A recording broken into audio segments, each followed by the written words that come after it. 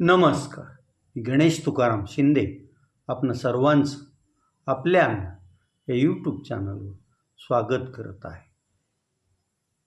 देशात साधारण गेल्या 4-5 वर्षापासून पेट्रोलमध्ये इथेनॉल मिसळलं जातं आणि ते इंधन पेट्रोल आणि डिझेलमध्ये पण आणि ते इंधन विक्रीला पेट्रोल पंपावर असतं.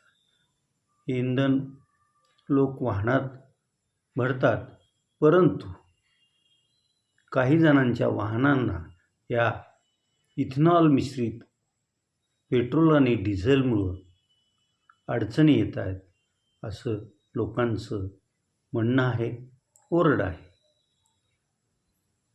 इथेनॉल मिश्रित या इंधनात पाणी होतं असं वाहनधारकांचं म्हणणं आहे आणि म्हणूनच प्युअर इंधन वेगळं आणि इथेनॉल मिश्रित इंधन वेगळं अशी विक्रीची पेट्रोल पंपांवर व्यवस्था करा अशी बहुतांशी वाहन चालकांची मागणी आहे. आणि या इथेनॉलमध्ये 20% इंधनामध्ये 20% इथेनॉल मिश्रणाची जी केंद्र सरकारनं प्रणाली सुरू केली आहे त्याच्या विरोधात आता आवाज उठू लागलेला आहे. देशातल्या असंख्य वाहनधारकांच्या तक्रारी, टॅक्सी रिक्षा चालकांच्याही तक्रारी यामुळं आज दिल्लीचे माजी मुख्यमंत्री आम आदमी पक्षाचे सर्वेसर्वा असलेले अरविंद केजरीवाल हे पंतप्रधानांच्या निवासस्थानासमोरून आंदोलन करणार आहेत. अरविंद केजरीवाल यांच्या म्हणण्यानुसार त्यांना 2 लाखापेक्षा अधिक लोकांनी याबाबत निवेदनं पाठवली आहेत आणि ही निवेदनं आपण आज प्रत्यक्ष पंतप्रधानांना भेटून देणार असल्याचं त्यांचं म्हणणं आहे.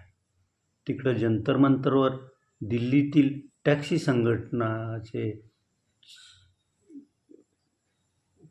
पदाधिकारी आणि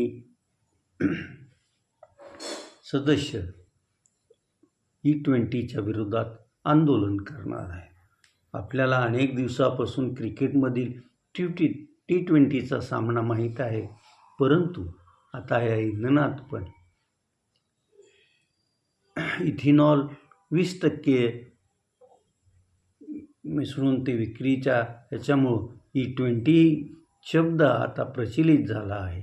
त्यामुळं आपण T20ची नव्हे तर E20ची आज चर्चा करत आहोत. आता अरविंद केजरीवाल यांच्या आंदोलनाला कसा प्रतिसाद मिळतो, पंतप्रधान त्यांची भेट घेतात की नाही हे आपल्याला आज दुपारी कळून येणार आहे. की अरविंद केजरीवाल हे मोठा फौजफाटा घेऊन पंतप्रधानांच्या घरासमोर निदर्शनं करणार नाहीत किंवा आंदोलन करणार नाहीत, तर मोजक्या 100 लोकांबरोबर जाऊन ते आपलं म्हणणं मांडण्यासाठी पंतप्रधानांच्या घराच्या समोर जाणार असल्याचं त्यांनी सांगितलेलं आहे. आत्ता जेनझीचं आंदोलन झालं, आता हे E20चं आंदोलन सुरू आहे.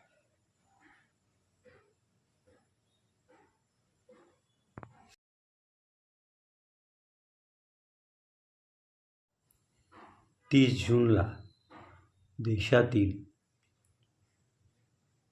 बिहार, मध्य प्रदेश आणि गुजरात या 3 राज्यातील 3 विधानसभा मतदारसंघासाठी पोटनिवडणूक झाली आणि या पोटनिवडणुकीचा निकाल काल मतमोजणीनंतर जाहीर झाला आहे. या निकालातून बिहारच्या बांकीपूर आणि मध्य प्रदेशच्या दतिया या 2 मतदारसंघात भाजपला पराभव स्वीकारावा लागला असून गुजरातमध्ये मात्र भाजपा उमेदवार विजयी झालेला आहे. जेनझीचं आंदोलन सुरू असल्याचा परिणाम पण या विधानसभेच्या निवडणुकीवर झाल्याचं जाणकारांचं म्हणणं आहे आणि ते वास्तव पण आहे. कारण ज्या मतदारसंघात सलग 9 वेळा भाजपनं विजय मिळवलेला होता, त्या मतदारसंघाचे आमदार राहिलेले आणि बिहारचे मंत्री राहिलेले नवीन यांना राजीनामा द्यावयास लावून त्यांची भाजपनं राष्ट्रीय अध्यक्ष म्हणून नेमणूक केली होती. त्या मतदारसंघात पोटनिवडणूक झाली आणि इथून गेली जवळपास 2 दशकं विविध पक्षांचे राजकीय सल्लागार राहिलेले प्रशांत किशोर हे त्यांनी स्थापन केलेल्या पक्षाचे उमेदवार म्हणून या मतदारसंघातून जवळपास 15,000च्या आसपास मतांनी विजयी झालेले आहे. यावरून या मतदारसंघातील जेनजी भाजप विरोधात गेली हे स्पष्ट होतं आहे.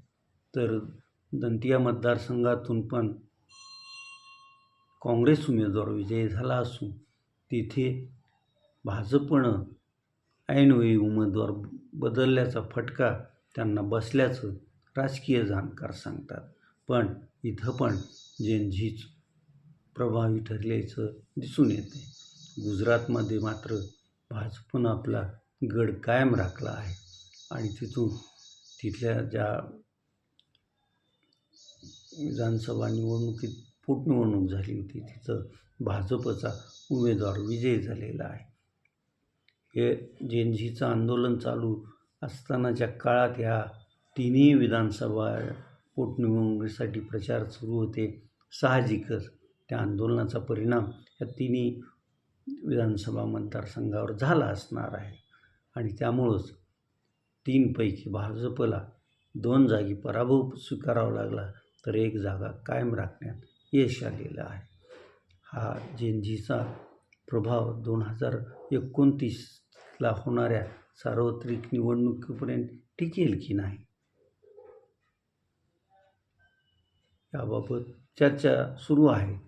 परंतु या जेनझी आपल्या विरोधात जात आहे म्हणून पंतप्रधान आठवड्याला एक व्हिडिओ खास तरुणांसाठी तयार करून व्हायरल करत आहेत.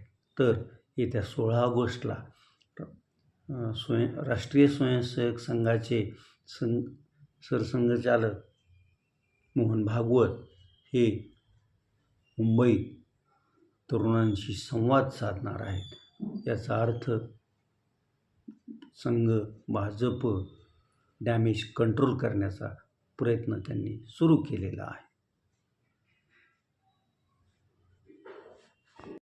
काल रात्री आपण तिकडं धो-धो आणि आपल्याकडं टिप-टिप अशा पावसासंदर्भात व्हिडिओ केला होता. मात्र काल सायंकाळी भूम परिसरात मुसळधार पाऊस झाला. हा पाऊस एवढा जोराचा होता की सरमकुंडी ते भूम रस्त्यावरील सोनगिरी येथील पुलावरून पाणी वाहत असल्यामुळं काही काळ तेथील वाहतूक बंद होती. तर पाथरूड गावात बऱ्याच घरात पाणी शिरल्याचं पण वृत्त आहे. आंबे परिसरात पण असाच जोरदार पाऊस झाला आणि आंबे येथील मंदिराच्या प्रांगणात पाणी साठलं आणि ते पाणी मंदिरात शिरतं की काय अशी भीती आंबेकर व्यक्त करत होते. एकंदरीत आपल्याही भागात आता जोरदार पाऊस पडायला सुरुवात झाली आहे. काल ती पहिली चुणूक होती. आता येत्या 3-4 दिवसात कुठे कसा आणि कधी पाऊस जोरदार पडतोय याकडंच सर्व शेतकऱ्यांचं आपल्या परिसरातील नागरिकांचं लक्ष लागून राहणार आहे. हा जोरदार पाऊस आपल्या भागात पण पडावा अशी शेतकरी बांधवांची इच्छा आहे आणि ती इच्छा निसर्गराजा पूर्ण करेल अशीच आपण अपेक्षा करूया. आता इथं थांबूया आणि तुम्ही आपल्यांना हे यूट्यूब चॅनल सबस्क्राईब करा, लाईक करा आणि कमेंट्स पण नोंदवा. धन्यवाद.